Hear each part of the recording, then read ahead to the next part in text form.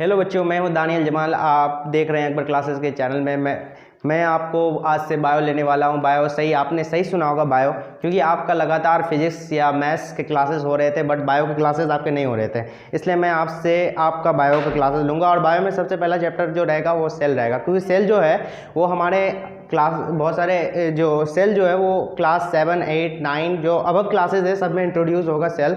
इसलिए आप सेल जो पहला चैप्टर मैं शुरू करने वाला हूँ वो सेल है। तो सेल को स्टार्ट, आपको टॉपिक दिख रहा होगा सेल। तो सेल को स्टार्ट करने से पहले आपको डिफिनेशन तो आता ही होगा व्हाट इज सेल सर आपको। और ये भी पता है 99% मुझे उम्मीद है कि 99% बच्चों को ये पता है कि cell is the basic structure and functional unit of life. Cell is the basic structure and functional unit of life. इसको मैं लिख देता हूँ, उसके बाद फिर बोल रहा हूँ। Cell is the basic structure and functional unit of our life. Cell is a basic structure and functional unit of life. जो हम बोल रहे हैं तो basic structure and functional unit of life क्यों बोल रहे हैं आपको पता है? अगर आपको पता है तो अच्छी बात है, थम्स अप आपके लिए। अगर नहीं पता है तो चलिए जान लेते हैं, और जानने में क्या हर्ज है। तो सेल जो हम बोले कि basic structure and functional unit of life. अब इसको एक एग्जांपल लेके समझते हैं। एक ऑर्गेनिज्म है और ये ऑर्गेन सिस्टम्स, ऑर्गेन जो है वो ऑर्गेन सिस्टम से मिलकर बनता है, ये आपको पता है। ऑर्गेन सिस्टम, और ऑर्गेन सिस्टम जो है वो ग्रुप ऑफ ऑर्गेन से मिलकर बनता है, और ऑर्गेन जो है वो ग्रुप ऑफ टिश्यू से मिलकर बनता है। इसको मैं यहाँ कर देता हूँ टिश्यू, और टिश्यू जो है वो ग्रुप ऑफ सेल से मिलकर बनता है। तो सेल से मिलके बनता है। क्या सेल से छोटे और कुछ नहीं है हमारे बॉडी में? है जो सेल ऑर्गेनल्स हैं ये सेल से छोटे हैं, बट बेसिक सेल को ही क्यों बोला गया, ये सवाल है।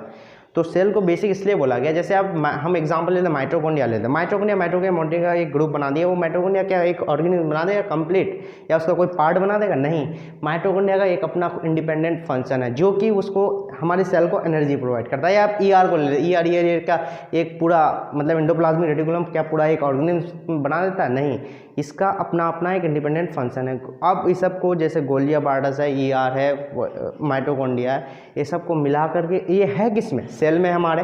तो ये सब का अपना अपना फंक्शन है, और इन अपने अपने ये जो इंडिपेंडेंट फंक्शन कर रहा है पूरे सेल में, तो इस सेल में जो फंक्शन कर रहा है तो ये फंक्शन का सेल में कर रहा है। तो इसी वजह से जो वो अपना इंडिपेंडेंट उसका अपना एक फंक्शन है, बट सेल में जो कर रहा है तो सेल एक हमारे ऑर्गेनिम्स को चला ग्रुप, ये सेल जो है हमारे ऑर्गेनिम्स को बनाता है। तो ऑर्गेन सिस्टम को मतलब पहले हमारे ग्रुप ऑफ सेल टिश्यू को बनाता है, tissue group of tissue organ को बनाता है, ग्रुप ऑफ ऑर्गेन सिस्टम फिर ऑर्गेनिज्म में बनता है।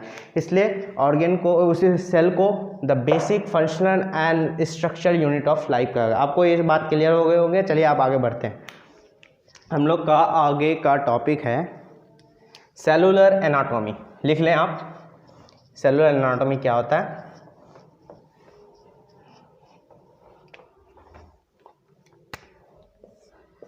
Cellular anatomy. आप सोच रहे होंगे ये टॉपिक मतलब किस चीज़ के बारे में बात हो रही है, एनाटॉमी क्या है। आपको अगर नहीं पता है आप ज़रूर इससे चौंक गए होंगे कि एनाटॉमी क्या चीज़ है। बट सेलुलर जो है ये आपको और बायो में एक चीज़ इंपॉर्टेंट आप याद रखिए कि जो वर्ड्स आपसे इंट्रोड्यूस होंगे वो आपसे फेमिलियर रहेंगे। इस तरह से फेमिलियर रहेंगे कि जैसे आप उसको तोड़ के सीखिए, मतलब तोड़ के उसको समझने की कोशिश कीजिए। सेलुलर एनाटॉमी, सेलुलर मतलब सेल के बारे में डिस्कस हो रही है, सेल के बारे में इसमें बात होगी। तो सेलुलर एनाटॉमी में क्या होता है कि एनाटॉमी में हम क्या पढ़ेंगे कि anatomy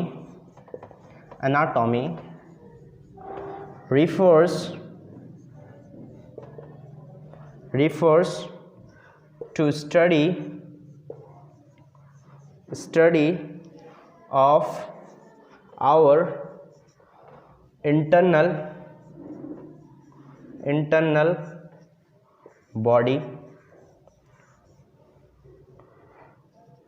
or internal or any internal any internal parts.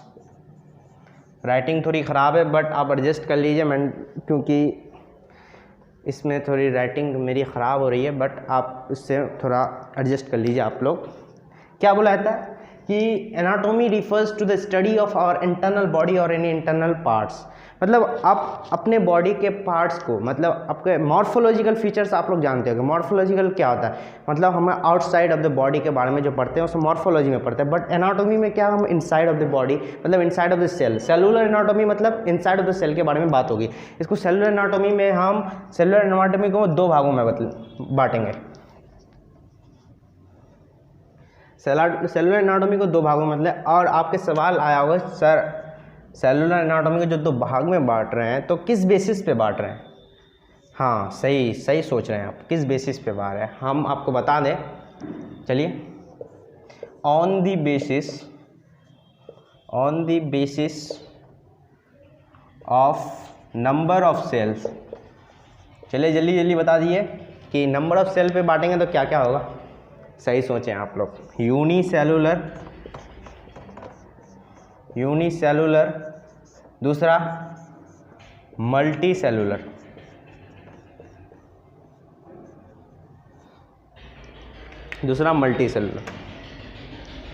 Unicellular and multi cellular. चलिए अब यूनिसेलुलर को देख लेते हैं, यूनी एंड मल्टी। पहले इन दोनों को पहले हम तोड़ के देखते हैं क्या है। आपको पहले बताया था ना, बायो में बहुत सारे टर्म आपसे फेमिलियर रहेंगे, इसलिए इसको तोड़ के देखते हैं और देखिए नया इसमें क्या हमको आता है समझ में। मल्टी यूनी मतलब सिंगल के बात हो रही है, सिंगल सेल के बारे में बात होगी, इसमें मल्टीपल सेल्स के बारे में बात होगी, मल्टीपल सेल्स के बारे में बात है। अब हम यूनिसेलुलर को डिफाइन करते हैं, यूनिसेलुलर के बारे में इसको अब देखते हैं। यूनिसेलुलर क्या है ये देखते हैं। यूनिसेलुलर ऑर्गेनिज्म किसे कहते हैं, उसका जो सेल होगा क्या होगा, उसका कुछ पॉइंट्स लिखेंगे। Unicellular organism.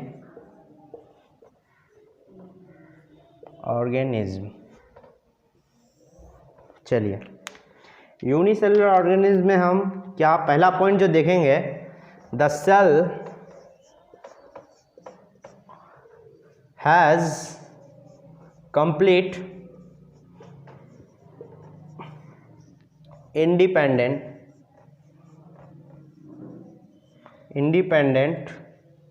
existence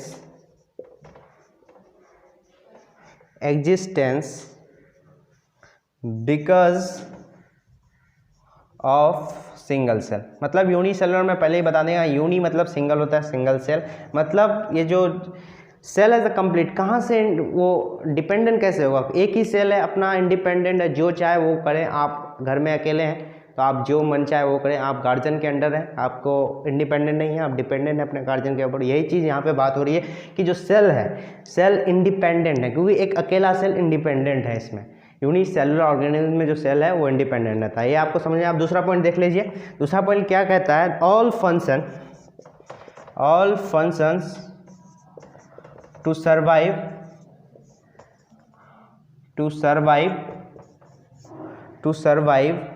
is performed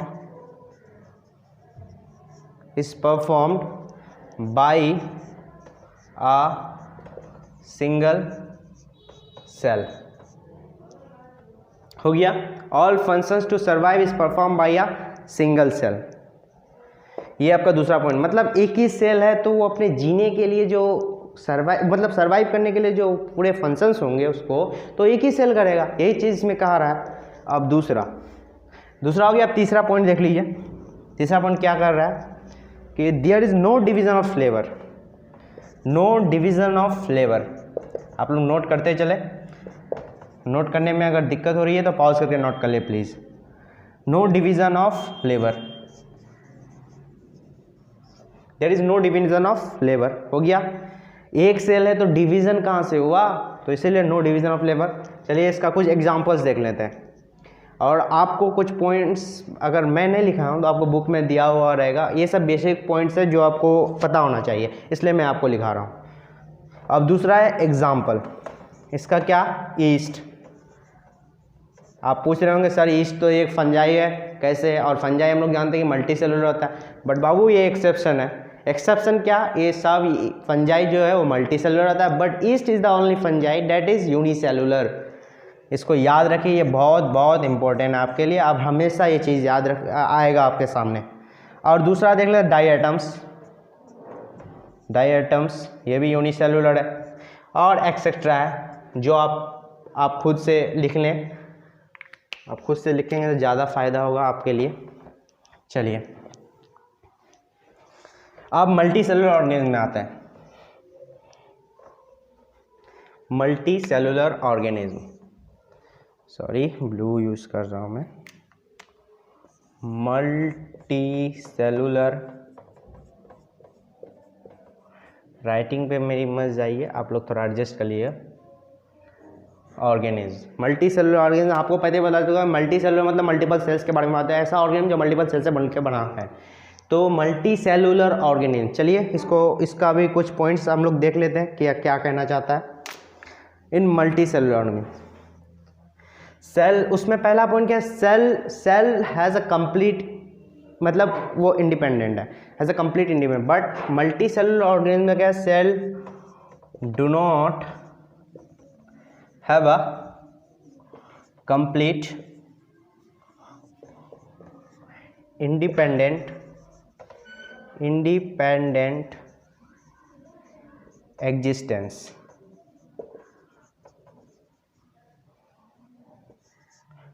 उसमें क्या, उस बिकॉज वो सिंगल सेल से मिलकर था, और ये cell do not have a complete independent existence, क्योंकि मिलके बनाया, डिपेंडेंट है इसके ऊपर, क्योंकि सेल जो है मल्टीपल सेल से बन रहा है, तो जो हमारा ऑर्गेनिज्म मल्टीपल सेल से बन रहा है, तो इसलिए बिकॉज ऑफ मल्टीपल सेल्स। चलिए ये पहला पॉइंट, मल्टीपल सेल्स हो गया पहला पॉइंट। अब दूसरा पॉइंट देखता हूँ। दूसरा पॉइंट, अगर आपको लिखने में कोई परेशानी हो रही है तो पॉज करके अच्छे से लिख ले, और कोई भी डाउट है तो कमेंट सेक्शन में बता दें। चलिए दूसरा क्या है, different cells become specialized by the process। अब एक वर्ड आएगा आपका, एक जो क्लास 7, 8 के बच्चों को नहीं पता है, बट 9 के बच्चे जो टिश्यू पढ़ चुके हैं उसे ज़रूर पता होगा, अगर नहीं पता है तो वो टिश्यू सही से नहीं पढ़े। बाय द प्रोसेस ऑफ, चलिए देखिए आँख खुली रखिएगा क्या लिख रहा हूँ मैं, डिफ्रेंशिएशन। क्या, डिफ्रेंशिएशन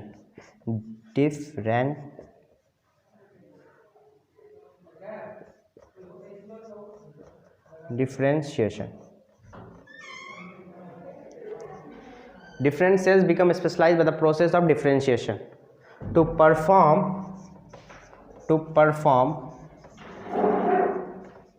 a specific functions। क्या, different cells become specialise with the process of differentiation to perform specific function. अब डिफरेंशिएशन मैं बता दिया, जैसे क्लास 9 के बच्चे में टिश्यू अगर पढ़ रहे हैं, टिश्यू में प्लांट टिश्यू, एनसीईआरटी में प्लांट टिश्यू है, उसमें आप डिफरेंशिएशन को पूरी तरह से बताया गया है, डिफरेंशिएशन का डिफिनेशन दिया गया है। अगर नहीं पढ़े हैं तो आप एनसीईआरटी सही से फिर पढ़ लें, लेकिन मैं 7, 8 के बच्चे जो देख रहे हैं उसके लिए मैं फिर उससे बताऊँगा कि डिफरेंशिएशन क्या होता है। चलिए पहले उसको बताने से पहले एक और पॉइंट देखता हूँ मल्टी सेलुलर ऑर्गेनिज्म के। 2 पॉइंट हो गए हमारे, अब तीसरा पॉइंट देखते हैं। तीसरा पॉइंट क्या होगा कि यहाँ पे मल्टीपल सेल से मिलकर एक ऑर्गेनिज्म मतलब, इसलिए तीसरा पॉइंट आपका है कि there is a division of labour. उसमें क्या तीसरा पॉइंट था, there is no division of labour, क्योंकि एक ही सेल था, तो there is a division of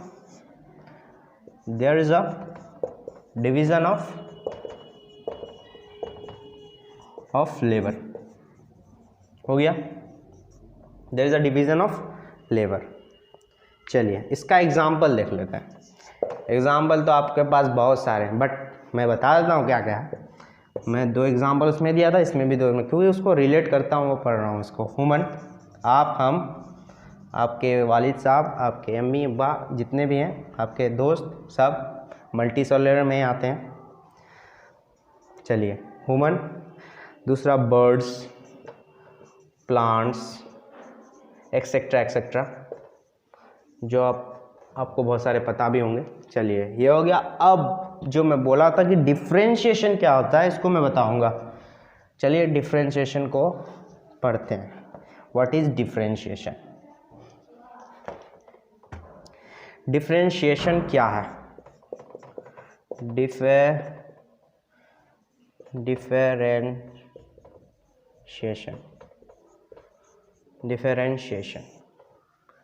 differentiation क्या है? सही से देखिएगा क्या है। It is a process in which cell takes up a permanent shape, size and function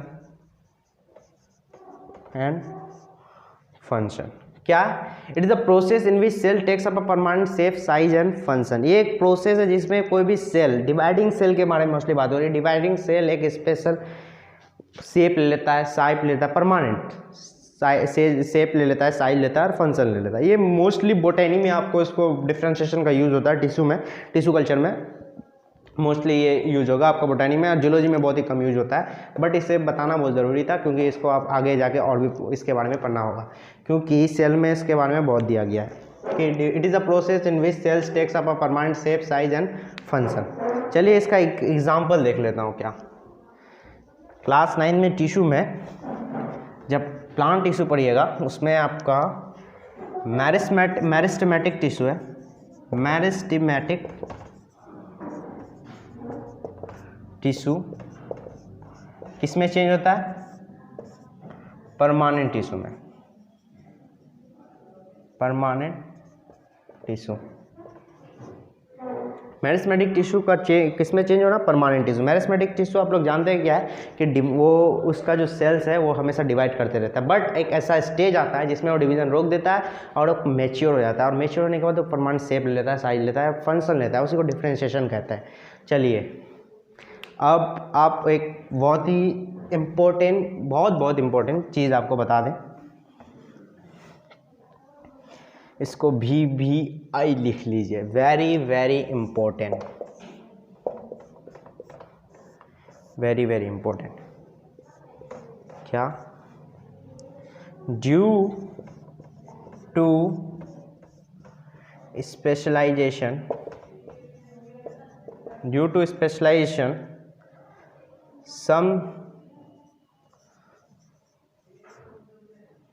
some cells of multicellular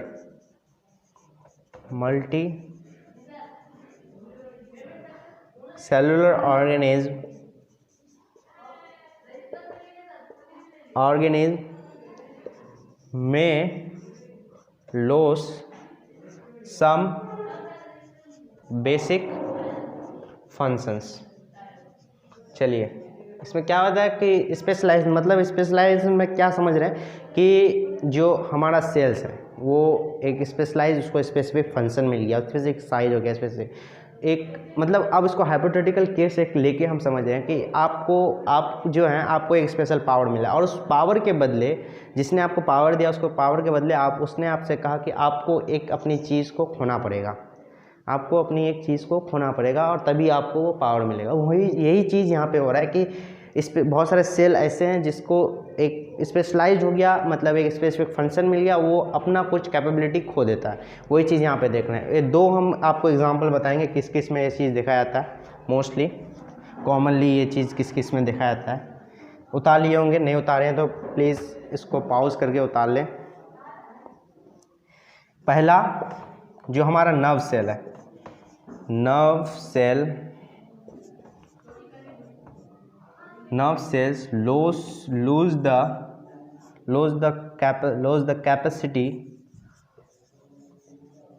capacity of cell division। और दूसरा जो हमारा नर्व सेल है lose the capacity of cell division. अब दूसरा जो हमारा mature RBC है, मैच्योर आरबीसी वो है लॉस्ट इट्स न्यूक्लियस।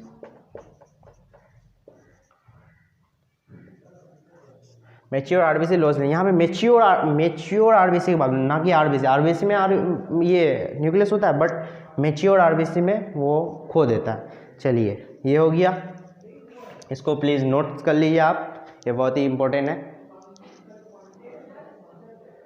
चलिए अब आपका जो नेक्स्ट टॉपिक होने वाला है वो होगा सेलुलर टोटिपोटेंसी। इसके बारे में नेक्स्ट लेक्चर में हम डिस्कस करेंगे कि सेलुलर टोटिपोटेंसी क्या होता है। और जो अभी मैंने आप सबको इस लेक्चर में पढ़ाया उसमें से आपको किसी चीज़ में भी अगर डाउट आया है तो प्लीज़ कमेंट सेक्शन में उसको मेंशन करें, और आप इसको अपने दोस्तों रिश्तेदारों को इसको शेयर करें, हमारे चैनल को सब्सक्राइब करें, और प्लीज़ बेल आइकन को दबाना ना भूलें।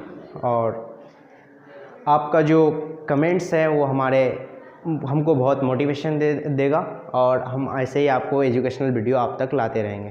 Thank you, have a nice day.